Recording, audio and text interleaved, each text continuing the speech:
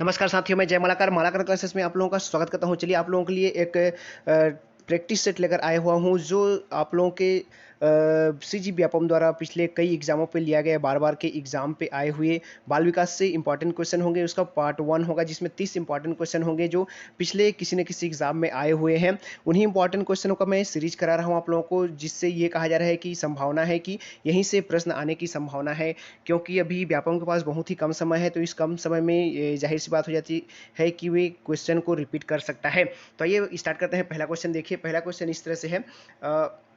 उत्तर बाल्यावस्था में बालक भौतिक वस्तुओं के किस तत्वों में परिवर्तन को समझने लगता है। देखिए उत्तर बाल्यावस्था में सिर्फ संख्या, सिर्फ द्रव्यमान और संख्या, या फिर द्रव्यमान, संख्या और क्षेत्र। तो इसका जो सही आंसर है वो ऑप्शन डी हो जाएगा, ऑप्शन डी हो जाएगा। उत्तर बाल्यावस्था में एक बालक जो है द्रव्यमान, संख्या और क्षेत्र को समझने लगता है।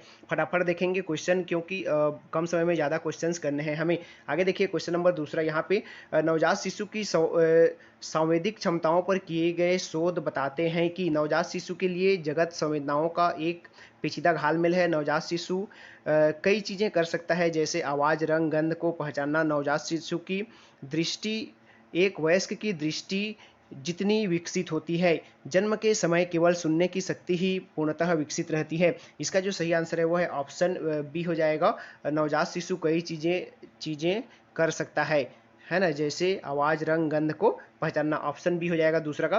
तीसरा प्रश्न देखते हैं, निम्नलिखित में से कौन भावनात्मक लगाव को दर्शाता है। देखिए भावनात्मक लगाव को जो है कौन दर्शाता है। चलना सीखना, भाषा का विकास, भोजन करना सीखना, या फिर अलग होने की घबराहट। तो इसका जो सही आंसर है वो है ऑप्शन डी है। भावनात्मक घबराहट को लगाव को जो दर्शाता है वो है अलग होने की घबराहट है। ऑप्शन डी हो जाएगा तीसरे का।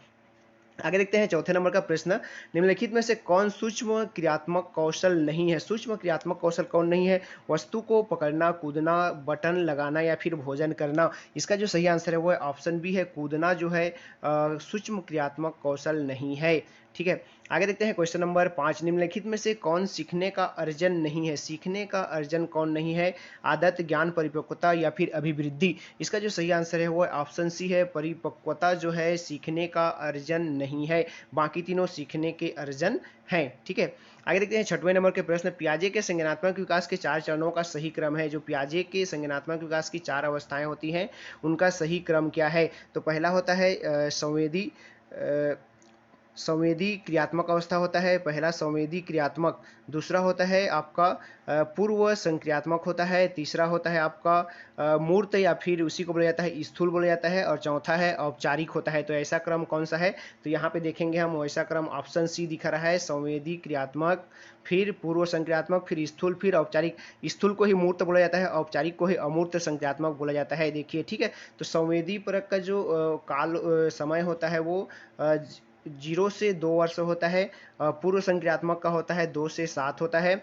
और स्थूल का होता है 7 से 11 होता है। और औपचारिक संक्रियात्मक का होता है 11 से ऊपर। ठीक है, ये याद रख लीजिएगा। आगे देखिए 7वें नंबर का प्रश्न, जीवन का वह काल जब शरीर में प्रजनन, परिपक्वता संबंधित परिवर्तन होते हैं, कौन सा काल है। प्रौढ़ावस्था, किशोरावस्था, बाल्यावस्था, या फिर शैशवावस्था। तो इसका जो सही आंसर है वो है ऑप्शन बी है। किशोरावस्था में ही प्रजनन संबंधित जो भी परिपक्वता होती है वो आती है। 8वां नंबर का प्रश्न देखिए, एक व्यक्ति के संवेगों को पहचान होती है। एक व्यक्ति के संवेगों की पहचान कब होती है। आनंद एवं सुख से, आत्मगौरव से, व्यक्तिक भिन्नताओं से, या फिर उपरोक्त सभी। तो यहाँ पे जो सही आंसर है वो है ऑप्शन डी है, उपरोक्त सभी। यहाँ पे जितने भी ऑप्शन दिए हुए हैं उन सभी से उसके संवेगों की पहचान होती है। आगे देखिए, जन्म पूर्व विकास का सही क्रम क्या है। जन्म के पूर्व विकास का क्रम कौन सा है उसको बताना है आप लोगों को। देखिए ऑप्शन इस तरह से, युग्मनज, भ्रूण, गर्भस्थ शिशु, भ्रूण, गर्भस्थ शिशु, या फिर युग्मनज, गर्भस्थ शिशु, या फिर भ्रूण।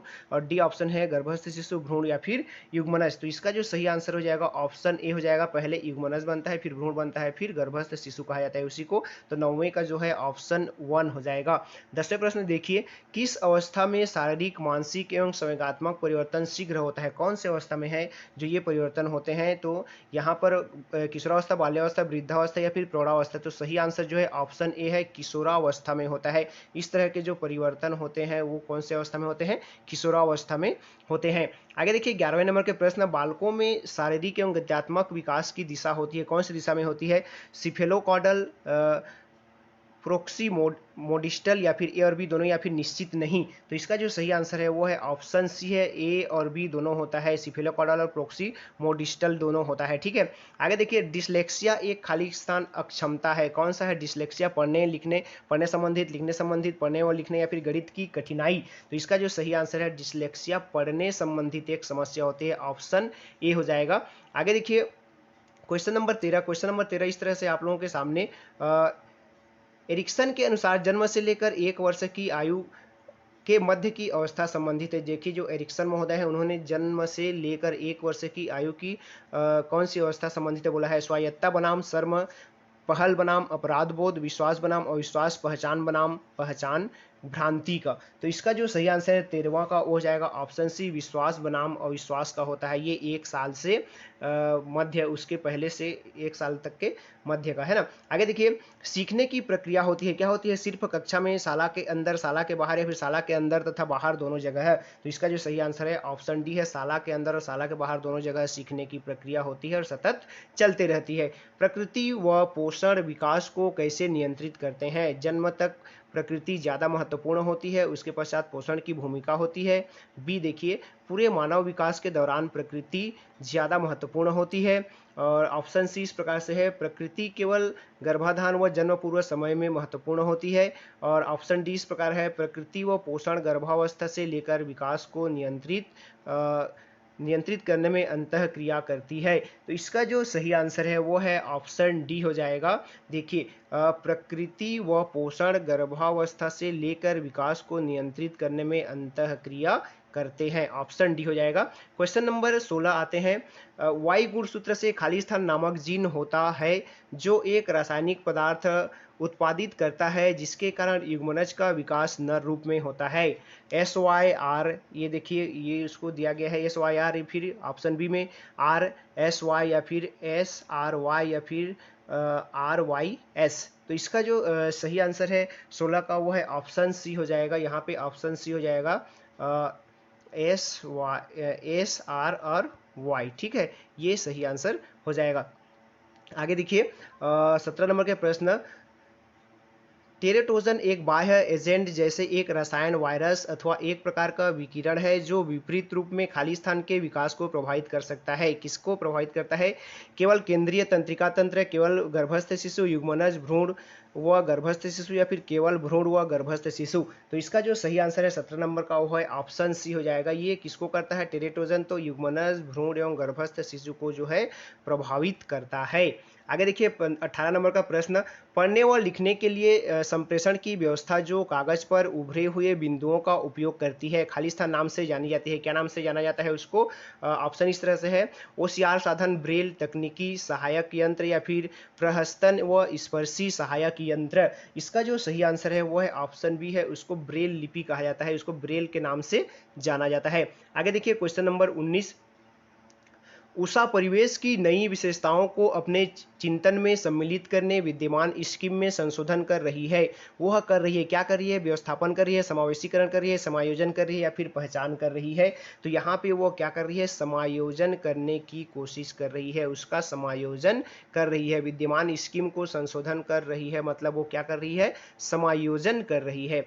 आगे देखिए क्वेश्चन नंबर 20, एक बच्ची जो कहती है कि चोरी करना गलत है क्योंकि वह पकड़ी जा सकती है, वह है कोहलबर्ग की अवस्था। कोहलबर्ग की कौन सी अवस्था है? सजा तथा आज्ञाकारिता, व्यक्ति केंद्रित प्रयोजन तथा विनिमय, अच्छा लड़का या अच्छी लड़की या फिर अधिकार तथा सामाजिक व्यवस्था बनाना। इसका जो सही आंसर है वो है ऑप्शन ए है, सजा तथा आज्ञाकारिता है। 20वां का जो सही आंसर है वो है सजा तथा आज्ञाकारिता, चरण 1 है, यहाँ पे ऑप्शन 1 सही हो जाएगा। आगे देखिए क्वेश्चन नंबर 21, दृश्य स्थानिक दुष्क्रिया एक खाली स्थान अपंगता है। देखिए दृश्य स्थानिक दुष्क्रिया एक खाली स्थान अपंगता है बोला है, मानसिक, अधिगम, शारीरिक या फिर सामाजिक। इसका जो सही आंसर है वो है ऑप्शन बी है, ये अधिगम संबंधित एक जो होती है अपंगता होती है, अधिगम संबंधित अपंगता होती है, ऑप्शन बी सही हो जाएगा। आगे चलते हैं क्वेश्चन नंबर 22, IIT है, यहाँ पर देखिए IIT शिक्षकों का एक समूह है। जो IIT शिक्षकों का समूह कौन सा है उसको बताना है। व्यक्तिगत विकलांग छात्र की पात्रता से संबंधित समस्या के हल में नियमित शिक्षाविदों की सहायता करता है, विकलांग बच्चों की पाठ्यक्रम को विकसित करने में सहायता करता है, विशिष्ट बच्चों को पढ़ाता है या फिर सामान्य बच्चों को पढ़ाता है। इसका जो सही आंसर है वो है ऑप्शन ए है, व्यक्तिगत विकलांग छात्र की पात्रता से संबंधित समस्या के हल में नियमित शिक्षाविदों की सहायता करता है। ऑप्शन ए बिल्कुल सही आंसर हो जाएगा। आगे देखते हैं क्वेश्चन नंबर 23। लता जानती है कि पीले और नीले रंग को मिलाने पर हरा रंग प्राप्त होता है। जब उससे पूछा गया कि नीले और पीले रंग को मिलाने पर कौन सा रंग प्राप्त होगा तो उत्तर नहीं दे सकती है। उसकी सोच में कमी है। संरक्षण की, उत्क्रमणीयता की, जादुई सोच की या फिर स्पष्टता की। तो 23 नंबर का जो सही आंसर है वो है उत्क्रमणीयता की जो है उसमें कमी है। देखिए इसमें थोड़ा सा उसको पलट दिया गया, पीला और नीला के जगह देखिए पीला और नीला को क्या बोल दिया गया, नीला और पीला बोल दिया गया, मतलब उत्क्रमणीयता की उसमें क्या है, कमी है। आगे को पीछे कर दिया गया, उत्क्रमणीय क्रम को बदल दिया, इसीलिए उसका ऑप्शन बी सही हो जाएगा। देखिए ICDS कार्यक्रम खाली स्थान के आयु समूह के सभी बच्चों के लिए उपलब्ध है, 0 से 6, 6 से 10, 0 से 10 या फिर 10 वर्ष के ऊपर। इसका जो सही आंसर है वो है ऑप्शन ए है। ICDS जो कार्यक्रम होता है वो 0 से 6 वर्ष के बच्चों के लिए चलाया जाता है। ठीक है, आगे देखते हैं 25 नंबर का प्रश्न। एक बड़ा बच्चा छोटे बच्चे को शब्द पहेली पूरा करने में सहायता कर रहा है। बड़ा बच्चा कहता है रुको, एक समय में एक शब्द ही भरो। बड़ा बच्चा क्या कर रहा है उसको बताना है। रटने में छोटे बच्चे की मदद कर रहा है, समझने में छोटे बच्चे की मदद कर रहा है, चर्चा के माध्यम से छोटे बच्चे की मदद कर रहा है या फिर स्कैप होल्डिंग कर रहा है। इसका जो सही आंसर है वो है ऑप्शन डी है। बड़ा बच्चा छोटे बच्चे के साथ में स्कैप होल्डिंग कर रहा है, उसको चरण दर चरण सिखाने में कोशिश कर रहा है। आगे देखिए 26 नंबर का प्रश्न। विशिष्ट बालक कौन है? शारीरिक रूप से विकलांग, मानसिक मंद, जिसकी शारीरिक विशेषताएं व अथवा सीखने की क्षमता समस्याओं से भिन्न है या फिर जो जोखिम पर है। तो इसका जो सही आंसर है वो है ऑप्शन सी है, जिसकी शारीरिक विशेषताएं अथवा सीखने की क्षमता सामान्यों से भिन्न होती है वही विशिष्ट बालक है। आगे देखिए 27 नंबर के प्रश्न। मानसिक मंद बच्चों के शिक्षण में निम्न 4 नियमों में से किसे नहीं अपनाना चाहिए? देखिए इसमें से कौन से 4 नियमों में किसको नहीं अपनाया जा सकता है? साधारण से जटिल, मूर्त से अमूर्त, पूर्ण से अंश, केवल साधारण या मूर्त। तो इसका जो सही आंसर है 27 नंबर का वो है ऑप्शन सी है, पूर्ण से अंश के लिए वाला को नहीं अपनाया जा सकता, बाकी सबको अपनाना चाहिए। आगे देखिए 28 नंबर का प्रश्न। मानसिक मंदता से तात्पर्य महत्वपूर्ण रूप से सामान्य से कम बौद्धिक प्रकार्यता से है जो सह सामयिक रूप से जुड़ी या परिणाम स्वरूप समायोजन व्यवहार है जो विकासात्मक अवस्था में प्रदर्शित होती है। यह परिभाषा खाली स्थान के द्वारा दी गई है। किनके द्वारा दी गई है? APA, ACI, DRDO या फिर AAMR। तो इसका जो सही आंसर है 28 का जो व्यापम द्वारा लिया गया था वो है ऑप्शन डी है। जो व्यापम द्वारा लिया गया था फाइनल आंसर मैं उसी को बता रहा हूँ। यहाँ पे जितने भी मैं आंसर बता रहा हूँ ये व्यापम के फाइनल आंसर हैं। व्यापम जो फाइनल आंसर लिया था उसी को बता रहा हूँ मैं। शिक्षण योग्य बच्चों की बुद्धि लब्धि कितनी होती है? 90 से 110, 50 से 75 से 90 तक, 20 से 49 तक या फिर 20 से नीचे। तो 29 नंबर का जो व्यापम द्वारा सही आंसर लिया गया था वो ऑप्शन बी लिया गया था, 50 या 75 से 90 तक का जो होता है यहाँ पर ऑप्शन बी लिया गया था, बुद्धि लब्धि शिक्षण योग्य बालक का लिया गया था।